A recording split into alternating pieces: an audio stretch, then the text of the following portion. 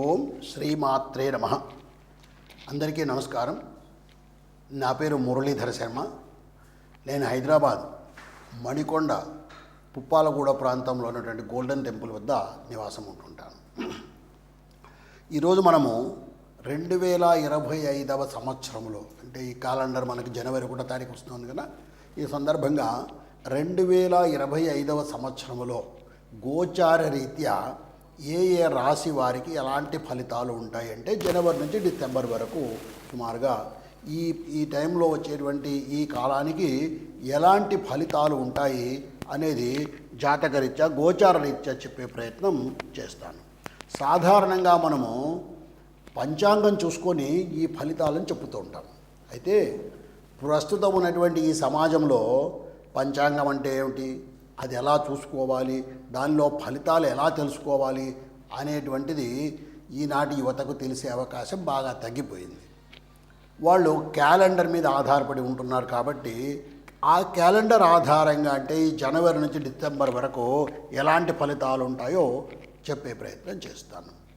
మనం ఈ జనవరి 1వ తారీఖును, అంటే 1/1/2025 అనేటువంటి ఈ తారీఖును మనము మన హిందూ క్యాలెండర్ అంటే పంచాంగంతో సరిచూసినట్టయితే పుష్యమాసంలో పుష్యశుద్ధ విధియ నాడు బుధవారం నాడు ఈ 1వ తారీఖు వస్తుంది. అంటే పుష్యమాసంలో శుక్లపక్షంలో విధియ నాడు బుధవారం నాడు ఈ 1వ తారీఖు జనవరి 1వ తారీఖు వస్తుంది. ఆ రోజు ఉత్తరాషాఢ నక్షత్రం ఉంది. ఆ విధంగా ఆ తిథి నాడు వస్తుంది. ఈ 25 అనేటువంటి ఇది చూసినట్టయితే మనము క్రోధినామ సంవత్సరంలో కొంతకాలము, విశ్వావసునామ సంవత్సరంలో కొంతకాలము, 2 తెలుగు సంవత్సరాలతో కలుసుకొని ఉంటుంది. ఈ జనవరి 1వ తారీఖు నాడు, జనవరి 1, 2025 నాడు కాస్త గ్రహస్థితి ఏ విధంగా ఉందో కూడా మనం తెలుసుకునే ప్రయత్నం చేద్దాం. దానివల్ల మనకు అసలు మనం గోచారం ఎలా తెలుసుకోవాలన్నది అర్థమవుతుంది. లగ్నము ధనుర్లగ్నములో ఆనాడు సూర్యోదయం అవుతోంది. అంటే రవి ధనుర్లగ్నంలో అగ్ని రాశిలో ఉంటున్నారు ఆయన. ఆ తర్వాత రవి చెప్పాను కదా, రవి కూడా ధనుస్సులోనే ఉన్నాడు. చంద్రుడు మకర లగ్నంలో ఉన్నాడు. కుజుడు వక్రస్థితిలో కర్కాటక రాశిలో ఉన్నాడు. బుధుడు వృశ్చిక రాశిలో, గురువు వృషభ రాశిలో, శుక్రుడు కుంభరాశిలో, శని కూడా కుంభరాశిలోనే స్వక్షేత్రంలో ఉన్నాడు. రాహువు మీనరాశిలో, అలాగే కేతువు కన్యారాశిలో ఉన్నాడు. ఈ విధంగా 2025 జనవరి 1 నాడు గ్రహస్థితి ఉంటుంది. సూర్యోదయం అవుతున్నటువంటిది ధనుర్లగ్నంలో అవుతుంది. ధనుర్లగ్నము శుభలగ్నము కాబట్టి 2025 సంవత్సరం కూడా శుభంగా ఉంటుందని ఆశిద్దాము. అయితే మనము గోచార ఫలాలు తెలుసుకునేటప్పుడు మనకి నవగ్రహాలు ఉన్నప్పటికీ కూడా, అంటే 9 గ్రహాలు ఉన్నప్పటికీ కూడా గురు, శని, రాహు, కేతు అనేటువంటి ఈ 4 గ్రహాల యొక్క ప్రభావాన్నే మనము ఎక్కువగా తీసుకొని ఈ గోచారాన్ని పరిశీలిస్తుంటాము. ఎందువల్లంటే మిగిలిన గ్రహాలు కొన్ని నెల రోజులకే మారిపోతాయి, కొన్ని 45 రోజులకు మారిపోతాయి. అలాగే చంద్రుడైతే 2.5 రోజుకే ఒక రాశి నుంచి ఇంకొక రాశికి మారిపోతుంటాడు. కాబట్టి ఆ ఫలితాలు మన మీద అంత ఎక్కువ ప్రభావం చూపి ఎక్కువ కాలం ఉండేటువంటివి గురు, శని, రాహు, కేతువులు అనేటువంటి ఈ 4 గ్రహాలు మనకి ఎక్కువగా ఫలితాలను ఇస్తుంటాయి. ఇప్పుడు అలాగే గురువు అనేటువంటి ఈ గ్రహము 2, 5, 7, 9, 11 స్థానాల్లో ఉన్నప్పుడు శుభ ఫలితాలను ఇస్తాడు. అలాగే శని 3, 6, 11 స్థానాల్లో ఉన్నప్పుడు శుభ ఫలితాన్ని ఇస్తాడు. ఇంకొక ముఖ్యమైన విషయము, శని 12, 1, 2 స్థానాల్లో ఉన్నప్పుడు, అంటే మీ రాశి నుంచి 12వ స్థానము, 1వ స్థానం, 2వ స్థానంలో ఉన్నప్పుడు 7.5 సంవత్సరాలు ఏలునాటి శని అని చెప్పి కాస్త దుష్ఫలితాలను ఇవ్వటము. అలాగే 4వ ఇంట్లో ఉన్నప్పుడు అర్ధాష్టమ శని అని చెప్పి దుష్ఫలితాలను ఇవ్వటము. 8వ ఇంట్లో ఉన్నప్పుడు అష్టమ శని అనే దుష్ఫలితాలను ఇవ్వటము. అంటే మనకు ఉన్నటువంటి ఈ 12 స్థానాల్లో కేవలం 3, 6, 11 స్థానాల్లో ఉన్నప్పుడు మాత్రమే శని శుభ ఫలితాలను ఇస్తుంటాడు. అలాగే రాహుకేతువులు కూడా 3, 6, 10, 11 స్థానాల్లో ఉన్నప్పుడు మాత్రమే శుభ ఫలితాలను ఇస్తారు. ఈ విధంగా మనకు ఏ గ్రహాలు ఏ స్థానాల్లో ఉన్నప్పుడు ఫలితాలను శుభ ఫలితాలను ఇస్తారో తెలుసుకున్నాం. అలాగే ఇప్పుడు ఈ గురువు శని రాహు కేతు అనేటువంటి వాటిలో వేటిని ప్రభావం చేస్తారో మన జీవితంలో అన్నది తెలుసుకుంటే, గురువు చదువు, ధనము, జ్ఞానము, వివాహము, భక్తి, సంపద, సంతానము ఇలాంటి వాటిని గురువు ప్రభావితం చేస్తాడు. అలాగే శని న్యాయము, అన్యాయము, పనిచేసే లక్షణము, మానసికమైనటువంటి ఒత్తిడి, కర్మఫలము, ఆరోగ్యము, ఆయుష్ అనేటువంటి వాటిని శని ప్రభావం చేస్తాడు. ఇక రాహును మనం పరిశీలించినట్టయితే మనకు భ్రమలు కల్పించడము, మానసికమైనటువంటి ఒత్తిడిని కల్పించడము, ఇలాంటివి మన ఆరోగ్యాల మీద, ప్రత్యేకించి మానసిక ఆరోగ్యం మీద ఎక్కువ ప్రభావాన్ని రాహువు చేస్తుంటాడు. అలాగే కేతువు మన జ్ఞానాన్ని, మేధస్సును, భక్తి మార్గాన్ని కూడా కేతువు ప్రోత్సహిస్తూ ఉంటాడు, కేతువు సరిచూస్తూ ఉంటాడు. ఈ విధంగా ఒక్కొక్క గ్రహము కొన్ని కారకత్వాలను కలిగి పనిచేస్తూ ఉంటుంది. ఇక మనము గోచార రీత్యా అన్నాం కదా, నేను మీకు కాసేపు ముందు ఏ స్థానాల్లో ఏ గ్రహాలు ఉన్నాయని చెప్పాను కదా. అయితే ఈ గ్రహాలు కాస్త మారుతూ ఉంటాయని కూడా చెప్పాను. ఉదాహరణకు గురువు 14 మే నాడు వృషభ రాశి నుంచి మిథున రాశికి మారుతాడు. అలాగే శని 23 మార్చి 2026 నాడు కుంభం నుంచి మీనరాశికి వెళ్తాడు. ఇక రాహువు మే 20వ తారీఖున మీనం నుంచి కుంభానికి వస్తాడు. వీళ్ళు వక్ర గ్రహాలు, రాహుకేతువులు వక్ర స్థితిలో ప్రయాణం చేస్తూ ఉంటారు. ఈ విధంగా రాహువు 20 మే నాడు మీనం నుంచి కుంభరాశికి వస్తాడు. ఇక కేతువు కూడా అదే 20 మే నాడు కన్యా రాశి నుంచి సింహరాశికి ఆ రోజు వక్ర స్థితిలో ప్రయాణం చేస్తాడు. ఈ విధంగా ఈ గ్రహాలు స్థిరంగా ఒకే రాశిలో శాశ్వతంగా ఉండవు. ఆ గ్రహాలకు చలనం ఉంటుంది. ఆ గ్రహాలు ఇందాక చెప్పినట్టుగా చంద్రుడు 2.5 రోజుకు, కుజుడు 45 రోజులకు ఇలాగా మారిపోతూ ఉంటారు. శని 2.5 సంవత్సరాలకు ఒక్కొక్క రాశిని ఇలా మారుతూ ఉంటారు. ఈ మారేటప్పుడు కూడా ఒక రాశి నుంచి ఒక రాశికి మారినప్పుడు మన జన్మరాశి నుంచి వాటి యొక్క స్థానం మారుతుంది కాబట్టి వాటి ఫలితాల్లో కూడా మార్పులు వస్తుంటాయి. ఈ విధంగా ఇప్పుడు మనము ఏ రాశి వారికి ఎలాంటి ఫలితాలు ఉన్నాయో తెలుసుకునే ప్రయత్నము చేద్దాం.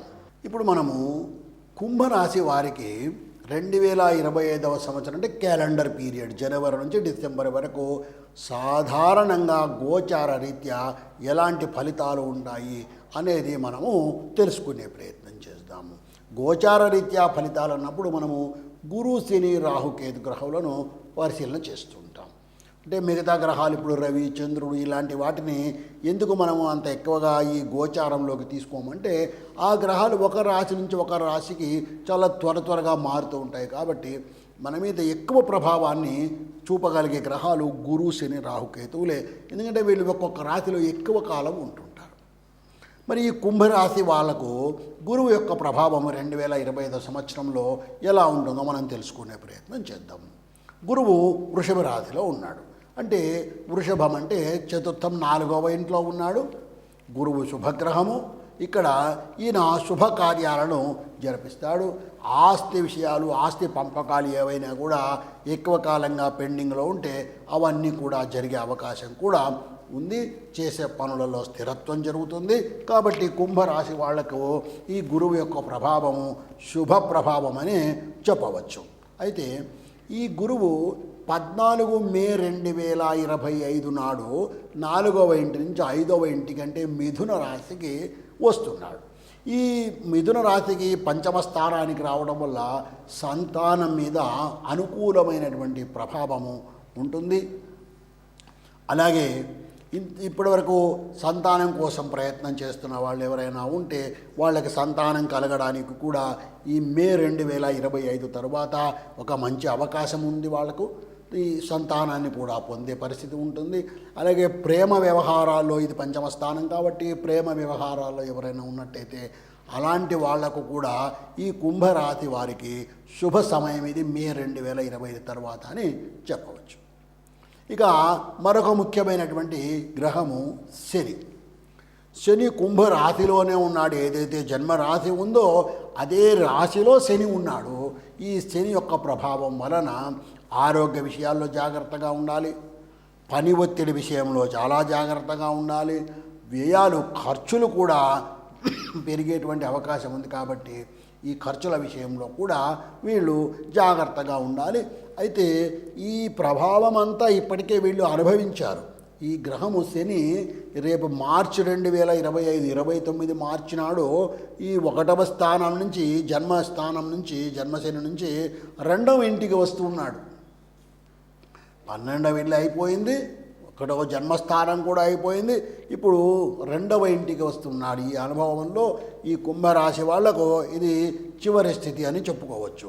ఈ 2వ స్థానం ధన కుటుంబ స్థానంలో ఈయన ఉండడం వల్ల కుంభరాశి వాళ్ళు కాస్త ఆర్థిక క్రమశిక్షణను పెంచుకోవాలి తప్పకుండా.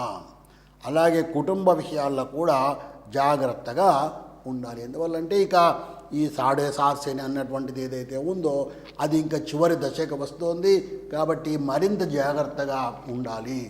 ఈ శని యొక్క దోషాన్ని తగ్గించుకోవడానికి తగిన పరిష్కారాలు తప్పకుండా చేసుకోవాలి వీళ్ళు.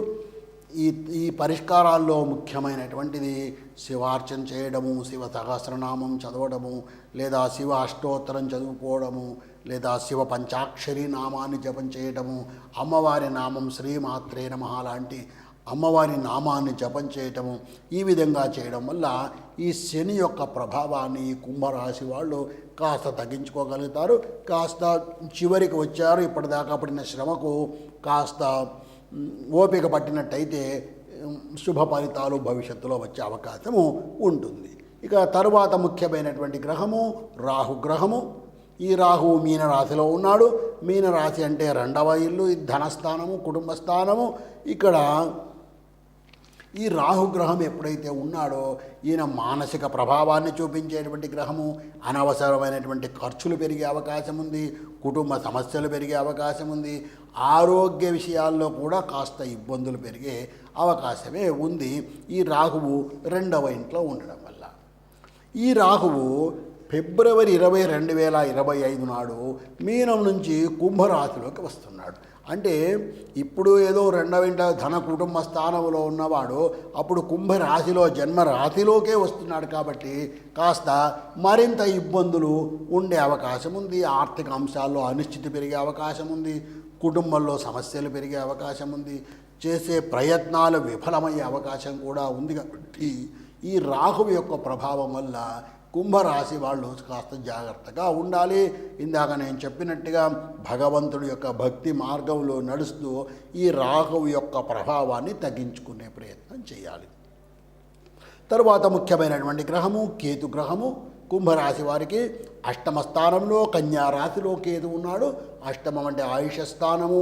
ఈ ఆయుష స్థానములో ఇలాంటి పాపగ్రహము, తీవ్రగ్రహమైనటువంటి గ్రహము ఉండడం వల్ల కాస్త ఇబ్బందులు ఆరోగ్య విషయంలో ఉండేటువంటి అవకాశం ఉంది.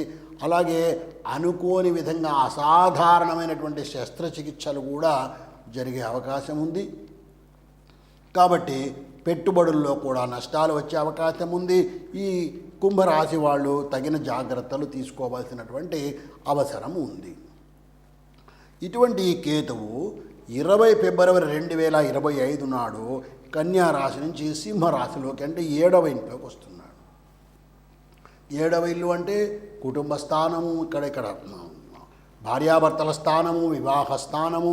ఇక్కడికి ఈయన రావడం వల్ల భార్యాభర్తల మధ్యన ఒత్తిడి పెరగడము, మానసికమైనటువంటి ఒత్తిడి పెరగడము, ఆలోచన విధానాల్లో మనం సరైనటువంటి మార్పు చేసుకోకపోతే ఈ కేతువు యొక్క ప్రభావం వలన కుంభరాశి వాళ్ళు మరి కాస్త కుటుంబ విషయంలో కూడా ప్రత్యేకించి ఇబ్బంది పడే అవకాశం ఉంది.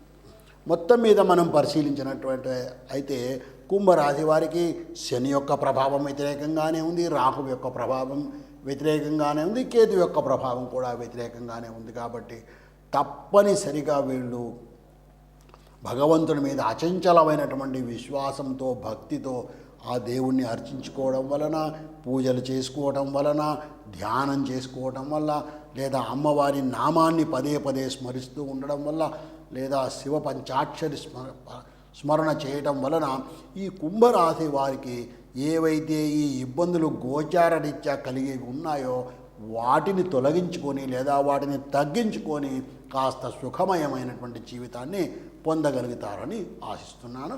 ఓం శ్రీమాత.